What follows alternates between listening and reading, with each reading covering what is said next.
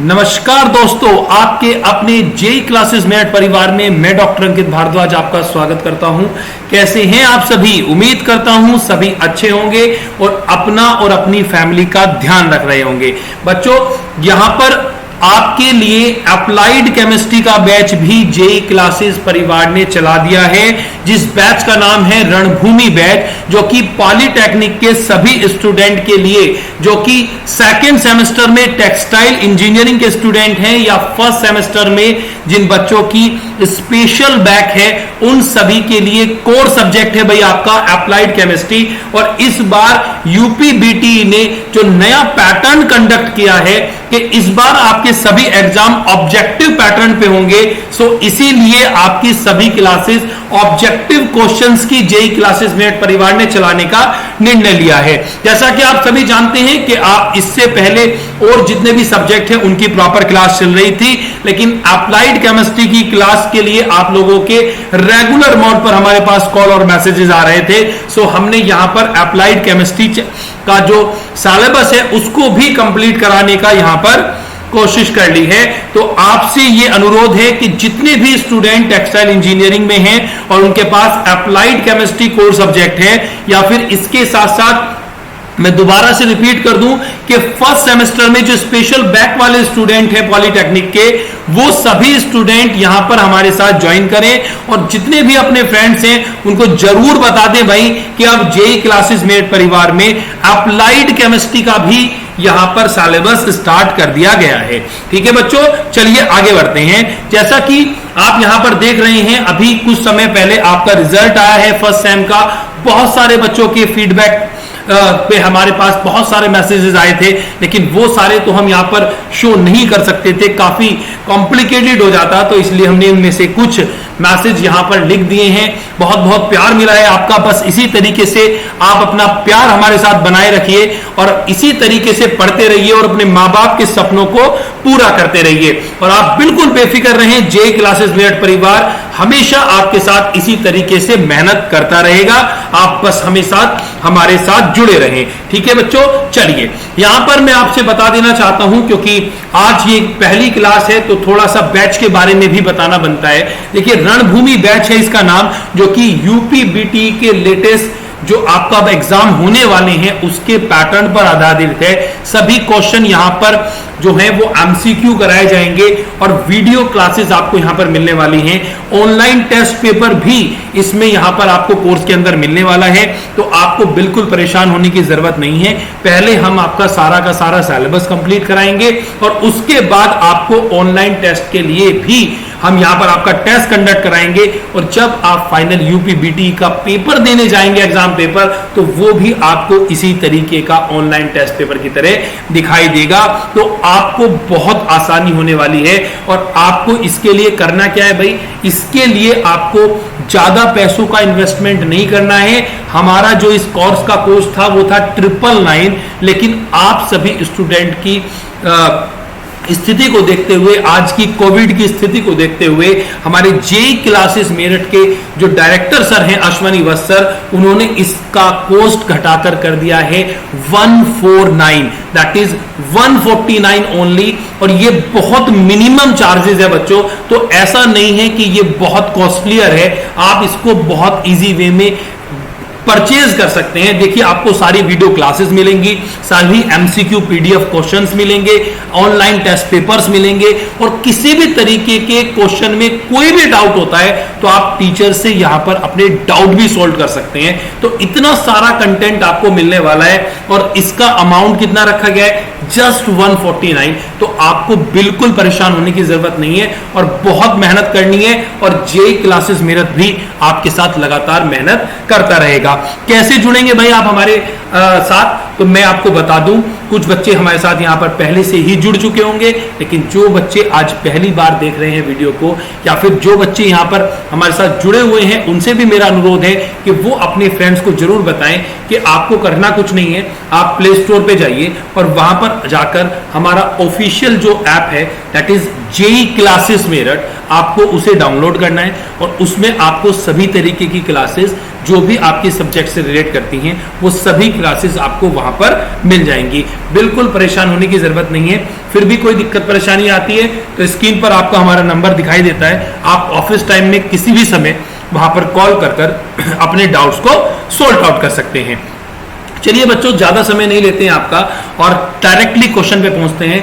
Applied chemistry बहुत important and core subject है भाई, ठीक है। जनरली यहां पर बैक लग जाती है, सो दैट्स व्हाई अगर आप सिस्टमेटिकली मेरे साथ पढ़ेंगे तो मैं पूरी उम्मीद के साथ कह सकता हूं कि आप बहुत शानदार मार्क्स लेके यहां पर पास होने वाले हैं। देखिए क्वेश्चन नंबर 1 आपकी स्क्रीन पर आपको दिखाई दे रहा है कि भाई नाइट्राइट आयन में इलेक्ट्रॉन एवं प्रोटॉन की संख्या क्या है। तो सबसे पहले हम नाइट्राइट आयन की बात कर लेते हैं। देखिए जो नाइट्राइट आयन है इसका जो रिलेशनशिप है वो है नाइट्रोजन के साथ। मैंने यहां पर नाइट्रोजन का सिंबल लिख दिया है आपके लिए, इसको कैपिटल N से डिनोट करते हैं। अगर मुझे नाइट्राइट आयन दिखाना है तो मैं क्या करूंगा भाई, यहां पर नाइट्रोजन लिखूंगा और उस पर 3 नेगेटिव चार्ज लगाऊंगा, दैट इज नाइट्राइट आयन। ये मैं इसको सर्कल कर देता हूं, ये नाइट्राइट आयन है, ठीक है, ये आपको ध्यान देना है। अब नाइट्राइट आयन में मुझे बताने हैं कि इसके अंदर इलेक्ट्रॉन कितने हैं और मुझे बताना है कि इसके अंदर इलेक्ट्रॉन के साथ साथ प्रोटॉन कितने हैं।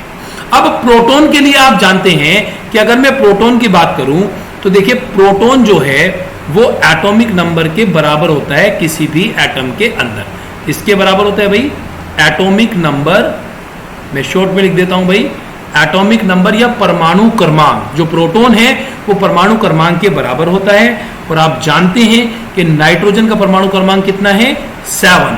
तो यहां पर प्रोटॉन कितने आ गए मेरे प्यारे बच्चों, प्रोटॉन भी आपके आ गए 7।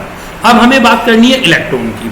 अब इलेक्ट्रॉन में आपको यहां पर दिखाई दे रहा है स्पेसिफिकली अगर मैं बात करूं कि 3 नेगेटिव चार्ज पार्टिकल, यहां पर मैं कर्सर घुमा रहा हूं, 3 नेगेटिव चार्ज पार्टिकल हैं। तो आपको करना क्या है, 3 यहां पर जोड़ देंगे, मतलब जो इसका एटॉमिक नंबर था उसके अंदर 3 नेगेटिव थे तो हमने पॉजिटिव कर दिया। अगर पॉजिटिव चार्ज होते तो हम उसमें से घटा देते। तो यहां हमने 3 जोड़ दिए हैं, ठीक है, जल्दी से देखिए फटाफट, ठीक है। और ये 7 + 3 दैट इज 10।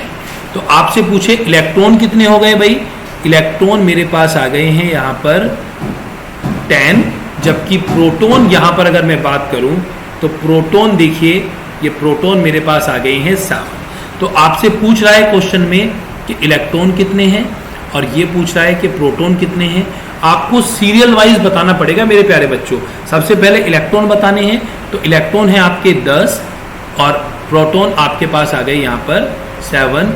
तो क्वेश्चन का आंसर हो गया सेकंड, दैट इज 10 and 7, ठीक है। तो ये बात अगर आपको समझ आई तो अगले क्वेश्चन की तरफ बढ़ते हैं। अगर किसी भी तरीके का कोई डाउट होता है तो आप प्लीज जरूर बताइएगा ताकि आपके नेक्स्ट क्लास में उसको सॉल्ट आउट किया जा सके, ठीक है बच्चों। चलिए अगले क्वेश्चन की तरफ बढ़ते हैं। किसी तत्व के परमाणु क्रमांक को प्रदर्शित करते हैं। यहां पर इन्होंने बोला है कि किसी तत्व के अंदर जो परमाणु क्रमांक होता है उसको किससे प्रदर्शित करते हैं, सिंबल क्या होता है इसका, है ना। क्या कह रहा है भाई, ये आपसे पूछ रहा है कि इसका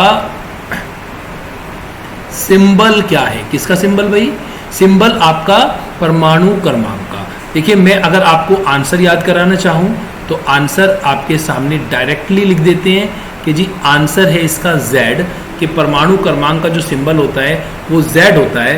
तो मतलब आपका आंसर बन गया D is the correct answer. अब नेगेटिव अप्रोच से चलते हैं इस क्वेश्चन की तरफ। यहां पर कुछ सिंबल लिखे हुए थे, क्यों ना मैं आपको सारे ही सिंबल बता दूं ताकि आपको आंसर पता चल जाए। पहला ऑप्शन आपके पास लिखा था P, तो अगर मैं P की तरफ बात करूं तो देखिए जल्दी से 1 मिनट जी, चलिए अगर मैं P की बात करूं तो P का मतलब है बच्चों प्रोटॉन, N का मतलब है यहां पर न्यूट्रॉन, A का मतलब है यहां पर एटॉमिक मास और Z का मतलब है यहां पर एटॉमिक नंबर। तो क्वेश्चन में क्या पूछ रहा था आपसे कि परमाणु क्रमांक या एटॉमिक नंबर को किससे डिनोट करते हैं, तो answer is D, Z is the correct answer. तो ये वाला क्वेश्चन आपका हो गया। अब क्वेश्चन को वो रिवाइज करके पूछे कि प्रोटॉन को किससे रिप्रेजेंट करते हैं तो आप P बता देंगे, न्यूट्रॉन को किससे करते हैं तो N बता देंगे। ठीक है मेरे प्यारे बच्चों, तो आई थिंक सो आपका ये वाला क्वेश्चन भी आसानी से हो गया होगा।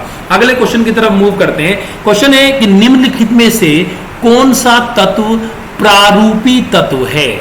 अब देखिए प्रारूपी तत्व किसे कहते हैं, सबसे पहले इसका मीनिंग निकालना शुरू करते हैं। ठीक है जी, प्रारूपी तत्व है क्या। तो अगर मैं यहां पर बात करूं फर्स्ट ए और सेकंड ए, एटॉमिक नंबर के रेस्पेक्ट में अगर मैं बात करूं तो फर्स्ट ए और सेकंड ए, जो कि आप पेरियोडिक टेबल पढ़ते हैं आवर्त सारणी में, फर्स्ट ए और सेकंड ए के जितने भी फर्स्ट दो एलिमेंट होते हैं, कितने, फर्स्ट टू एलिमेंट जो होते हैं उनको आप प्रारूपी तत्व बोलते हैं।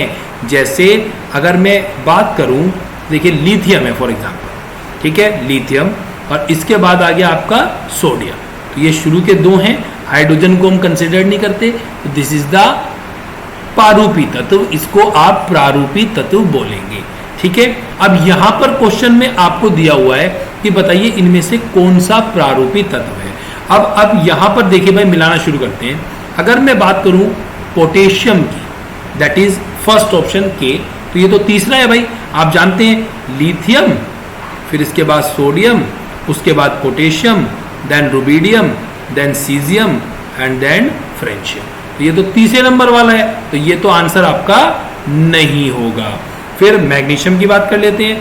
अब अगर मैं मैग्नीशियम की बात करूं तो आपने पढ़ा है सेकेंड ए में, बिना मैगी के सारी बारात, मैंने आपको शॉर्ट की में सिखा रखा था मेन बैच में।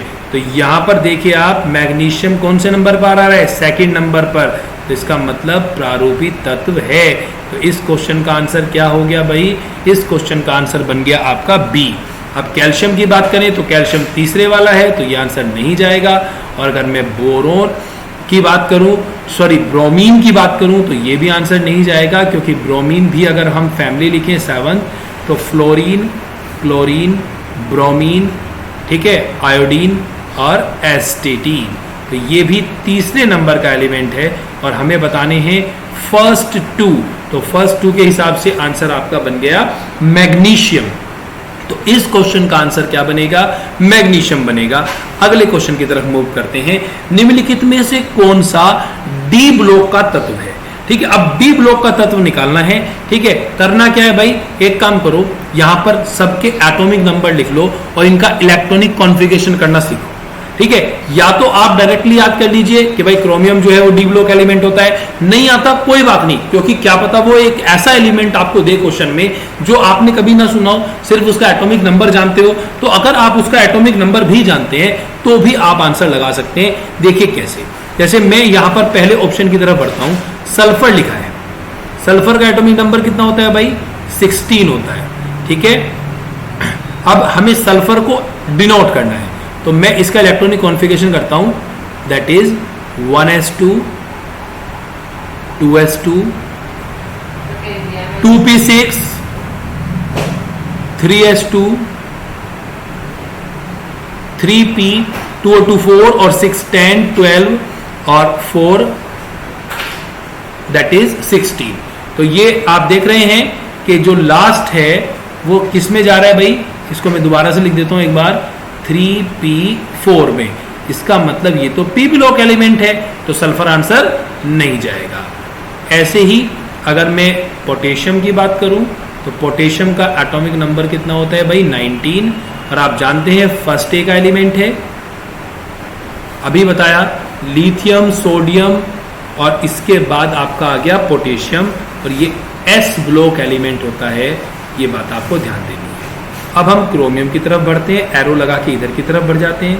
क्रोमियम का एटॉमिक नंबर है आपके पास 24, भरना शुरू कीजिए भाई, that is 1s2, 2s2, 2p6, 3s2, 3p6, 4s1 और 3d5।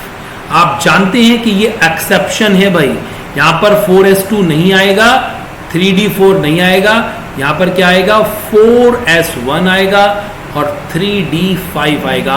आप देख रहे हैं कि अंतिम इलेक्ट्रॉन कहां जा रहा है, डी ब्लॉक में जा रहा है, तो इसका मतलब इस क्वेश्चन का आंसर क्रोमियम होगा। मैं इसको मार्क कर देता हूं, ठीक है। अगर मैं सोडियम की बात करूं, सोडियम का एटॉमिक नंबर 11, कैसे तोड़ेंगे इसको भी देख लो भाई, 1s2, 2s2, 2p6 और 3s1, तो that is denoted by the s block element. ये s ब्लॉक को रिप्रेजेंट करता है, दैट्स वाई आपसे क्वेश्चन में पूछा था कि बताइए यहां पर d ब्लॉक एलिमेंट कौन सा है, तो आपका आंसर चला गया यहां पर क्रोमियम। क्रोमियम आपका करेक्ट आंसर है। फिर आपसे पूछता है कि O2+ का बॉन्ड ऑर्डर बताइए। अब देखिए बच्चों, इस क्वेश्चन को मैं शॉर्ट ट्रिक से करूंगा, ठीक है। वैसे आपके पास फॉर्मूला क्या है बॉन्ड ऑर्डर का, लीजिए आपके लिए बॉन्ड ऑर्डर का फॉर्मूला भी लिख देते हैं। बॉन्ड ऑर्डर का फॉर्मूला आप है आपके पास 1/2 bonding electron minus anti bonding electron. Bonding electron और एंटी बॉन्डिंग इलेक्ट्रॉन को घटा देंगे, ठीक है। अब आपको ये नहीं पता भाई बॉन्डिंग इलेक्ट्रॉन कैसे, तो इसके लिए आपको इक्वेशन याद करनी पड़ेगी मोड थ्योरी की। आप उसके कॉन्सेप्ट में जाइए मत, क्योंकि ऑब्जेक्टिव क्वेश्चन आएगा, आपको थ्योरेटिकल समझाना ही नहीं है। एक शॉर्ट ट्रिक लगानी है आपको। जी क्या है शॉर्ट ट्रिक भाई, जिसका भी बॉन्ड ऑर्डर आप निकालना चाहते हैं, आप एक बिल्कुल आसान तरीका ध्यान रखें। 20 में से जिसका भी बॉन्ड ऑर्डर आपको निकालना है उसको घटा दीजिए और 2 से कर दीजिए डिवाइड, आंसर निकल के आपका आ जाएगा। अब देखिए आपके पास क्वेश्चन में क्या है, O2+। अब इलेक्ट्रॉन देखिए इसमें कितने हैं, O के अंदर होते हैं 8, O2 के अंदर होते हैं 16, ठीक है। क्योंकि ऑक्सीजन मॉलिक्यूल है तो 16 है, एक प्लस है तो आपका एक घट गया होगा, जैसे कि अभी पीछे दिखाया था नाइट्राइट आयन वाले में। तो यहां पर टोटल नंबर ऑफ इलेक्ट्रॉन कितने दिखाई दे रहे हैं क्वेश्चन में, दैट इज 15। अब आपको क्या लगाना है फॉर्मूला, 20 माइनस 15 बाय 2, तो आपके पास आ गया 5/2, दैट इज 2.5। देखिए यहां पर आपका आंसर बन जाता है 2.5। अब वो आपसे कोई भी क्वेश्चन पूछे, मैं यहीं पर एक क्वेश्चन और कर देता हूं, चलो आपके लिए।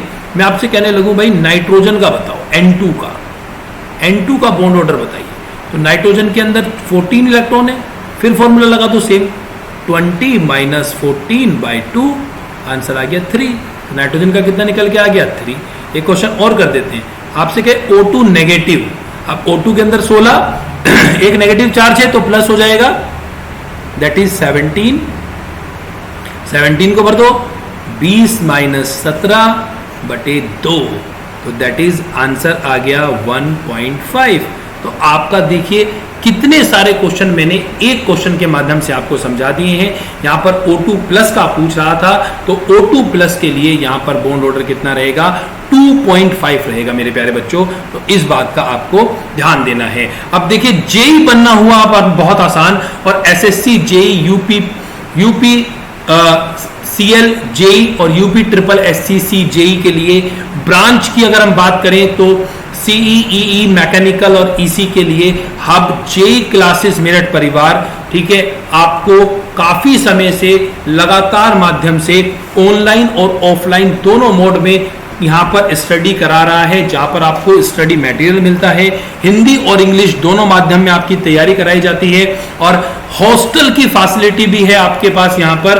और सेकंड वीक ऑफ अगस्त से जेई के लिए, हाँ मैं आपको बता दूं, जो गवर्नमेंट जॉब का सपना आपके माँ बाप ने आपके लिए देखा है, उस सपने को पूरा करने के लिए उस सीढ़ी पे चढ़ने के पहले कदम की तरफ आपको अपने कदम चला देने हैं। क्योंकि जब भी आपका गवर्नमेंट जॉब के लिए फॉर्म आएगा तो आपको जेई के लिए पहले एंट्रेंस की तैयारी करनी पड़ेगी प्यारे बच्चों।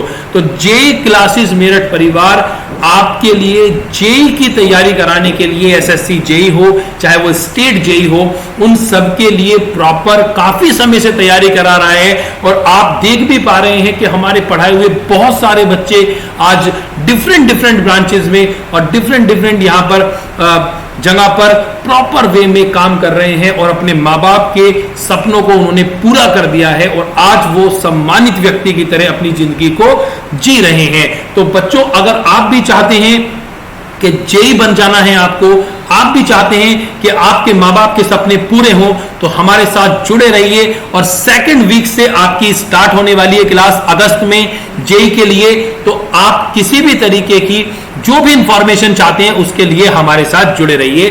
देखिए यहां आपको स्क्रीन पर दिखाई दे रहा है Himanshu Sharma, all India UPPSC JE rank की अगर हम बात करें, ऑल इंडिया 9th रैंक हमारे यहां से पढ़ाए हुए हैं और आप जानते भी हिमांशु सर को। तो देखिए बच्चों, यहां पर इतने सारे बच्चे, इधर अंकित कुमार हैं, अनुराग कौशिक हैं, चंदन कुमार हैं, नवनीत कुमार हैं, राजीव कुमार हैं और श्रीवासन हैं। इसके अलावा भी बहुत सारे स्टूडेंट ऐसे हैं जैसे अमित तिवारी, प्रिंस कुमार, जतिन कुमार और ढेरों बहुत सारे बच्चे हैं जो कि पिछले साल भी हमारे यहां से सफल हुए हैं। तो अब आपको अपनी सीट को रिजर्व करना है।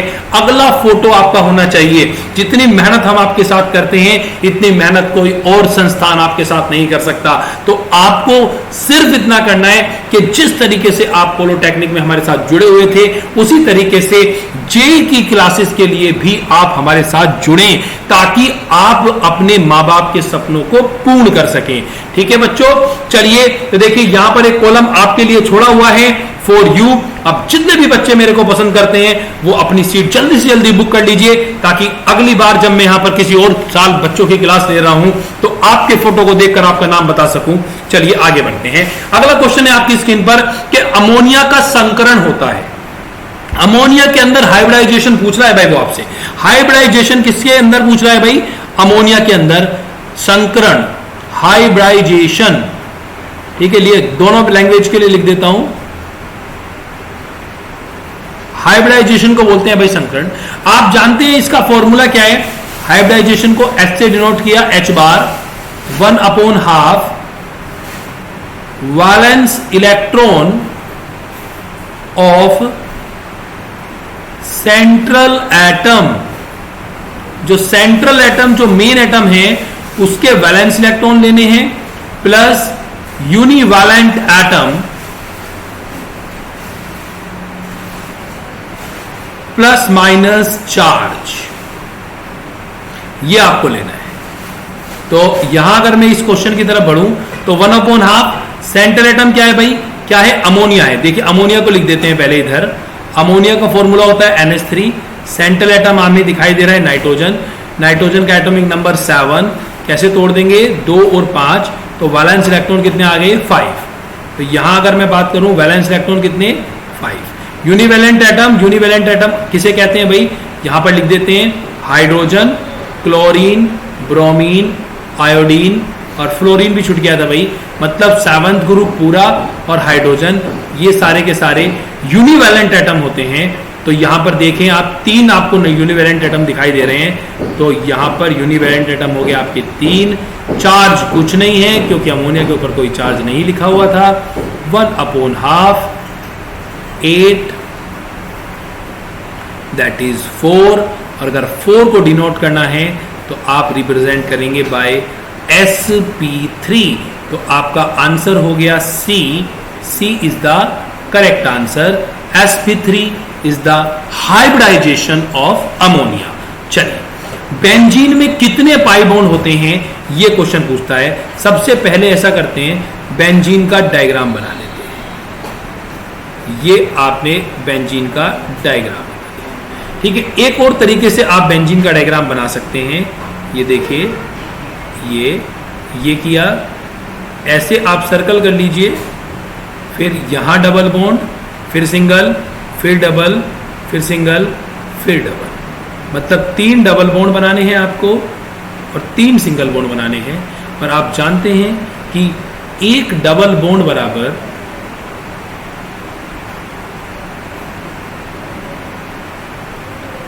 एक सिग्मा 1 पाई। आपसे क्वेश्चन में पूछता है कि कितने पाई बॉन्ड होते हैं। मुझे दिखाई दे रहे हैं 3 डबल बॉन्ड, 1 2 एंड 3। तो 3 डबल बॉन्ड है मेरे पास, और अगर 3 डबल बॉन्ड हैं तो पाई भी कितने होंगे, 3। तो यहाँ मैं क्वेश्चन पे आंसर लगा सकता हूँ कि B is the correct answer. अगर आपको सारी बातें समझ आ रही हैं तो ज़्यादा से ज़्यादा अपने फ्रेंड्स को बताइए भाई, ताकि वो भी हमारे साथ जुड़ सके। अगला क्वेश्चन है कि मैग्नीज दिया हुआ है और उस पर 4 पॉजिटिव आयन है, इसमें इलेक्ट्रॉन की संख्या आपको बतानी है। अब सबसे पहले मैग्नीज का एटॉमिक नंबर लिखिए भाई। मैग्नीज का एटॉमिक नंबर होता है 25। ठीक है, आपने याद किया हुआ है, 20 तक तो मैंने आपको याद कराए थे, है ना। Hydrogen, helium, lithium, beryllium, boron, carbon याद आ रहे होंगे, है ना। ऐसे ही 21 से आगे भी लिखाए थे मैंने आपको, स्कैंडियम, टेनेडियम, वेनेडियम, क्रोमियम और ये आपका मैग्नीज। तो मैग्नीज यहाँ पर कितना है भाई, 25 को डिनोट करता है। अब यहाँ पर कह रहा है +4 चार्ज। अब देखिए, मैंने अभी पहले वाले क्वेश्चन में भी किया, जो सबसे नंबर फर्स्ट क्वेश्चन था नाइट्राइट वाला, अगर नेगेटिव है तो आप उल्टा करेंगे, पॉजिटिव करेंगे। अगर पॉजिटिव चार्ज हैं तो आप नेगेटिव करेंगे। अब आपको यहां दिखाई दे रहे हैं 4 पॉजिटिव, तो आप यहां पर क्या कर देंगे, 4 नेगेटिव। इसका मतलब आपका हो गया Mn का एटॉमिक नंबर 25 में से 4 घट गया, आंसर आ गया 21। ठीक है जी। अब आपसे पूछ रहा है इलेक्ट्रॉन के नंबर। अब Mn का चार्ज तो कुछ है नहीं, तो जो इसके Z होगा वही इलेक्ट्रॉन के बराबर होगा, ये आपको ध्यान रखना था। ठीक है, अब यहां पर हमने अगर चार्ज है तो घटा लिया है, तो आपको दिखाई दिया चार्ज, तो 21 यहां पर आंसर बन जाता है। ये आपका आंसर हो गया बी। तो मैग्नीज की अगर हम बात करें तो मैग्नीज Mn+4 के लिए यहाँ इलेक्ट्रॉन पूछे तो कितने आ गए, 21।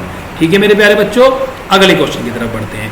बायोगैस के उत्पादन में कौन सा जीव आवश्यक है। ठीक है, यहां पर कुछ बैक्टीरिया के नाम लिखे हैं और आपसे पूछ रहा है कि बायोगैस, ठीक है, बायोगैस के लिए कौन रेस्पॉन्सिबल होता है।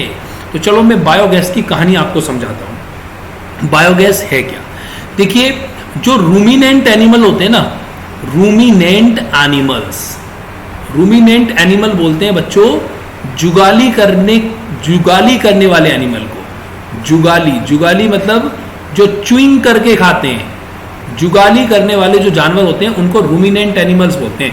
जैसे आपने देखा होगा काऊ, जैसे आपने देखा होगा बफेलो, ये एक ही बार में सारा खाना खा जाते हैं, फिर अपने गट में इकट्ठा करते हैं और फिर च्युइंग कर करके धीरे धीरे खाते रहते हैं। ठीक है, जबकि ह्यूमन बीइंग के रेस्पेक्ट में बात करें तो ह्यूमन बीइंग धीरे धीरे ही खाना खाता है। ठीक है, लेकिन ऐसा नहीं है कि वो एक बार इकट्ठा कर लेगा फिर बार बार चबाता रहेगा, वो पहले चबाता है उसके बाद खाता है। तो यहाँ जुगाली करके खाने वाले एनिमल्स को रूमिनेंट एनिमल्स बोलते हैं। ठीक है, तो यहां पर बच्चों रूमिनेंट एनिमल्स की गट के अंदर एक बैक्टीरिया पाया जाता है।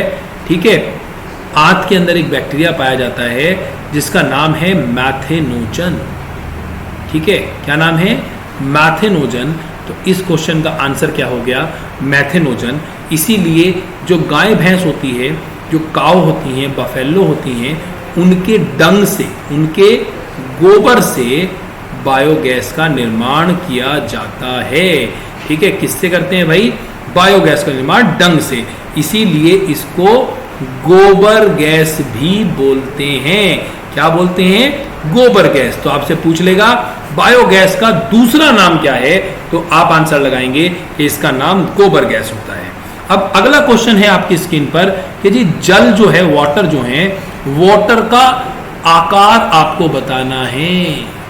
ठीक है, अब देखिए वाटर का आकार बताना है, चलिए भाई स्टार्ट करते हैं। यहां अगर मैं बात करूं वाटर के रेस्पेक्ट में, तो आप क्या कीजिए, इसका निकालिए हाइब्रिडाइजेशन। किसका जी, वाटर मॉलिक्यूल का। फॉर्मूला अभी आपने पढ़ा, 1/2 valence electron of central atom. अगर मैं हाइड्रोजन वाटर की बात करूं H2O की, तो ये इसमें सेंट्रल एटम हो गया।